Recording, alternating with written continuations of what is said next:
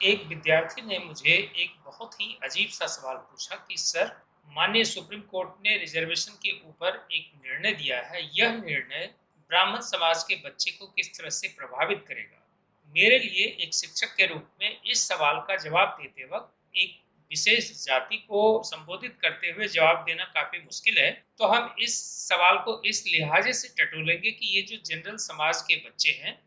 उनको यह किस तरह से प्रभावित करेगा, ना कि ब्राह्मण समाज के बच्चे को किस तरह से प्रभावित करेगा। यह निर्णय मध्य प्रदेश सरकार के द्वारा हाल ही में लिए गए निर्णय, जिसमें कि कई सारे बच्चों ने ये शिकायत की थी कि वह बच्चे जो कि जनरल कैटेगरी के बराबर स्कोर करते हैं, उनको भी रिजर्व कैटेगरी में ब्रैकेट कर दिया जाता है। इस तरीके से रिजर्वेशन कैटेगरी के बच्चे को मिलने वाले लाभ से उन्हें वंचित कर दिया जाता है। दोस्तों, सुप्रीम कोर्ट ने अपने निर्णय में मध्य प्रदेश हाई कोर्ट के द्वारा दिए गए निर्णय को एक तरह से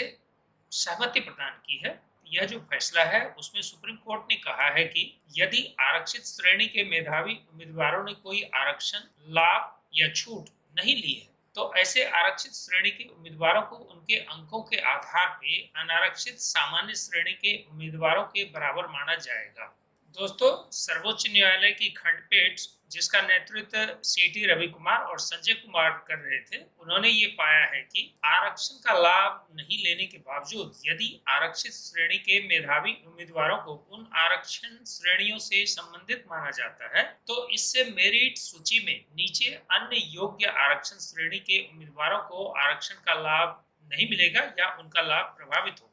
मध्य प्रदेश राज्य सेवा परीक्षा नियम 2015 के नियम 4 सेक्शन 3 खंड डी ने आरक्षण श्रेणी के उम्मीदवारों के हितों को स्पष्ट रूप से नुकसान पहुंचाया है, ऐसा सुप्रीम कोर्ट ने माना। तो आरक्षण का लाभ छूट को उन आरक्षण श्रेणियों से संबंधित माना जाता था और उन्हें प्रारंभिक परीक्षा परिणाम चरण में मेधावी अनारक्षित श्रेणी के उम्मीदवारों के साथ अलग नहीं किया जाना था, ऐसा सुप्रीम कोर्ट का मानना है। इस वजह से इसके परिणाम स्वरूप क्या हुआ, वे आरक्षण श्रेणी के स्लॉट पर कब्जा करते रहे जो अन्यथा उस श्रेणी की योग्यता सूची में नीचे के योग्य आरक्षण श्रेणी के उम्मीदवारों को मिलता। यदि यह फैसले मुख्य रूप से इस बात की ओर केंद्रित करती है कि अगर कोई आरक्षित श्रेणी का बच्चा है लेकिन उसने अपने परीक्षा में ऐसा स्कोर किया जो कि जनरल कैटेगरी के स्कोर के बराबर है, तो उनको मेधा सूची बनाते वक्त आरक्षित श्रेणी में न रख करके अनारक्षित श्रेणी में उनको जॉब दी जाएगी। इसका मतलब ये हुआ कि आज तक जो अनारक्षित श्रेणी है उसमें मध्य प्रदेश सरकार जैसा कर रही थी कि जो आरक्षित श्रेणी का फॉर्म अलग भरवा रही थी और अनारक्षित श्रेणी का फॉर्म अलग भरवा रही थी, यानी कि जो आरक्षित श्रेणी का फॉर्म भरा है उसको आरक्षित श्रेणी में ही जॉब मिलेगा और जो अनारक्षित श्रेणी में है वो तो पहले से जनरल कैटेगरी का है। तो इसमें परिवर्तन अब क्या आएगा, और यह परिवर्तन लगभग देश के सभी राज्यों में, चूंकि ये सुप्रीम कोर्ट का जजमेंट है, तो सब जगह पे लागू होगा।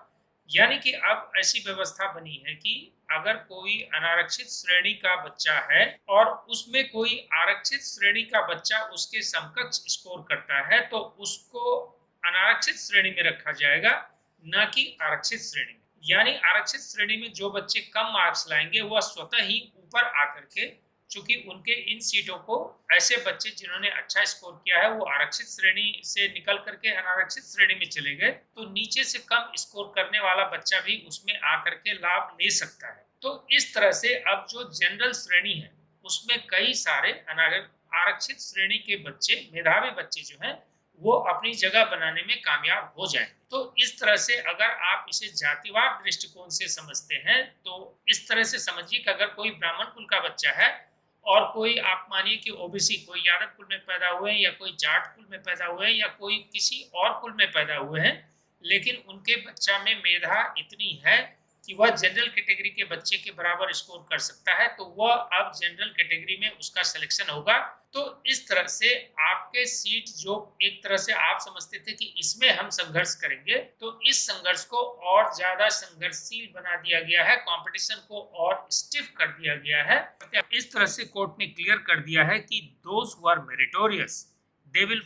find place in general category because they have scored at par with general category। यही इसकी मूल भावनाएं हैं इस जजमेंट की।